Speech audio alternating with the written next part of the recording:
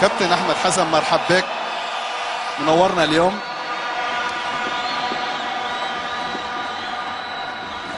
بسم الله الرحمن الرحيم. السلام عليكم جميعا. قبل كل شيء بس هنقف دقيقة حداد على أرواح إخواتنا ضحايا بورسعيد ونقاوم الفاتحة لو سمحت.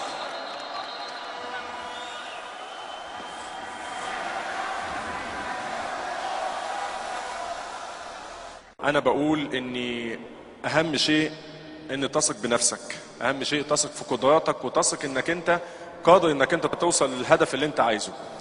أنا شايف بتحدد لنفسك أهداف وبتحاول ويكون عندك يقين في الله سبحانه وتعالى إنك أنت هتوصل مهما قابلت من صعوبات، وإنك أنت جواك ثقة بنفسك إنك أنت قادر، وإن أي حاجة أي صعوبات تقابلك لازم تتخطاها وبالعكس تستفيد منها. فأنا شايف إن دي رسالة لكل الشباب، يقين في الله سبحانه وتعالى، يقين في نفسك، طموحاتك توصل ليها مهما كان وما تحاولش إن حد يوقفك. أعتقد إن كل واحد فينا قادر إن هو يوصل لأهدافه، قادر إن هو يوصل لطموحاته.